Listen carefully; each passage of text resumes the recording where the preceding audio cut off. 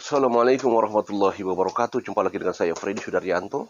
Pagi ini kita akan membahas masalah tragedi yang sangat menggenaskan atau tragis, yaitu tragedi Dante yang kita tahu diketahui sekarang bahwa bukan tenggelam tapi ditenggelamkan.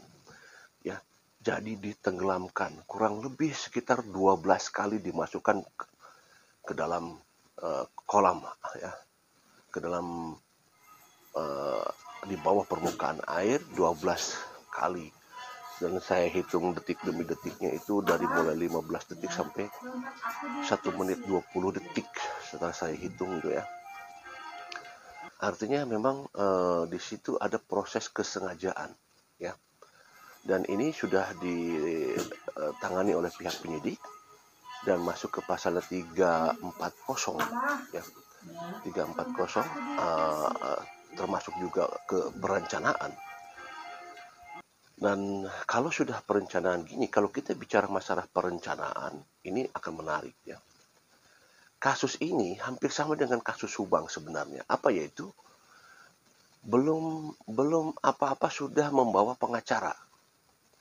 Tamara, ya, orang tua dari korban yaitu Dante sudah membawa pengacara.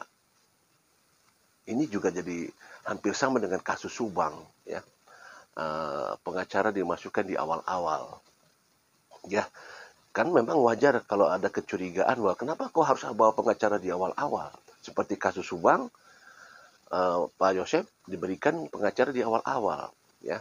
Artinya ya akhirnya kita lihat semua bahwa Pak Yosef termasuk orang yang salah satu tersangka, ya, seperti itu. Nah, di kasus Dante, Tamara sebagai orang tua membawa pengacara. Entah ada apa membawa pengacara ini, sepertinya, ya. Nanti kita bisa cari terus, kita telusuri terus. Seperti itu. Nah, kembali lagi bahwa kalau ini kasusnya 340, maka adalah kasus perencanaan. Kalau kasus perencanaan, sekali lagi, kalau misalkan ini direncanakan oleh YD, ya, YD melakukan perencanaan. Biasanya kalau kasus perencanaan itu tidak tunggal. Biasanya, ya, yang sering terjadi nih, ya. Artinya jarang sendiri. Mereka pasti bekerja sama. Biasanya. Orang dalam kasus yang sifatnya pembunuhan, kalau sudah masuk di pasal 340, apalagi perencanaan, ya, itu biasanya tidak tunggal. Biasanya adalah bekerja sama. Biasanya, sekali lagi, ya, ini kan saya bicara secara ini, ya, biasanya, bukan mengatakan bahwa ya dia itu bakal bekerja sama, tidak. Tetapi biasanya kalau orang yang dimana melakukan suatu kegiatan ke arah menghabisi korban, itu ada proses perencanaan, maka akan bekerja sama. Nah, dalam arti bekerja sama, ya nanti bekerja sama masalah timingnya, tempatnya, situasinya, mengatur siasat dan sebagainya. Karena kalau sendiri ini, kalau proses perencanaan ini agak susah kalau untuk sendiri dilakukan seperti itu. Karena harus ada orang yang bisa mengawasi, ada orang yang mengatur dan lain sebagainya. Sedangkan eksekutor kan dia akan langsung di lapangan. Sementara dia harus mengatur situasi di lapangan. Di lapangannya siapa? Berarti harus ada orang yang diajak bekerja sama. Dan itu pembicaraan siapa orang nanti. Kalau memang kedepannya nanti akan karena gini, ada kemungkinan bahwa memang ini ada kerjasama. Siapa yang akan kerjasama dengan YD ini, ya, seperti itu. Ini menarik sebenarnya, ya. YD kalau kita lihat sejarahnya, ya, YD ini termasuk dulu pernah menikah dan dia duda sebelum ke Tamara, ya. Dia pernah menikah dengan, ya, seseorang juga. Kemudian dia jadi duda, kemudian dia nikah dengan Tamara.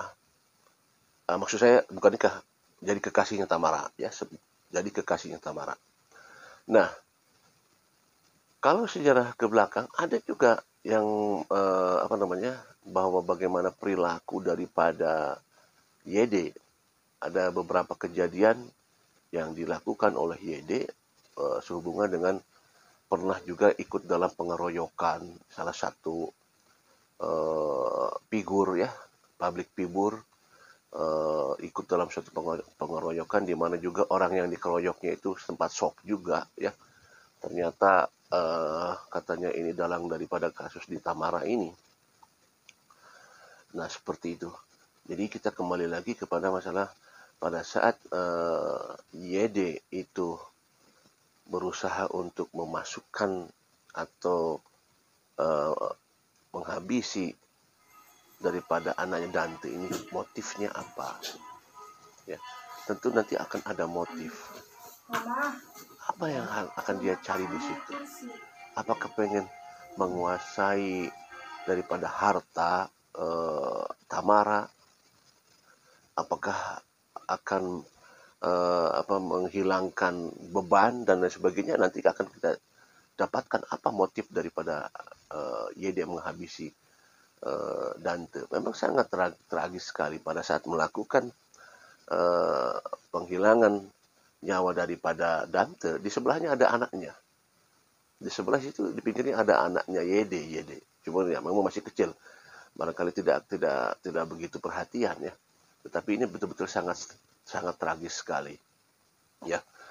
Nanti akan kita ikuti semua terus perjalanannya sejauh mana, apakah ada keterlibatan orang lain. Malah apakah mungkin ada keterlibatan Tamara di balik ini semua?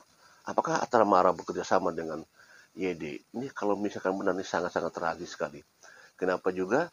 Ini kita ketahui bahwa katanya informasi di media Tamara menutup-nutupi karena memang Tamara tidak memberikan informasi selama kurang lebih 1 minggu di sana, ya.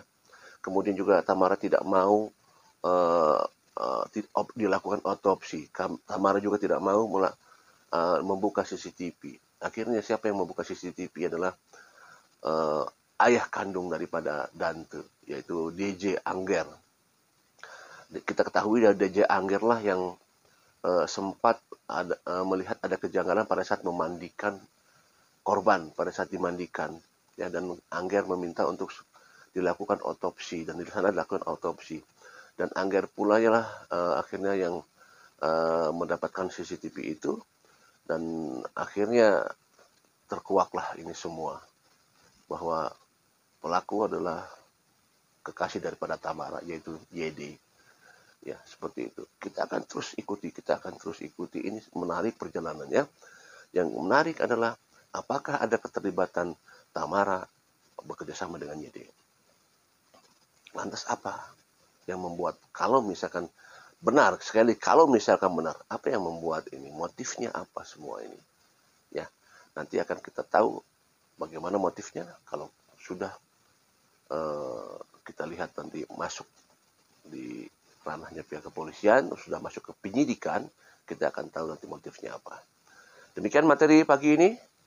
Kasus Tamara hampir sama dengan kasus Subang. Ya, maksudnya adalah ada pengacara di awal-awal.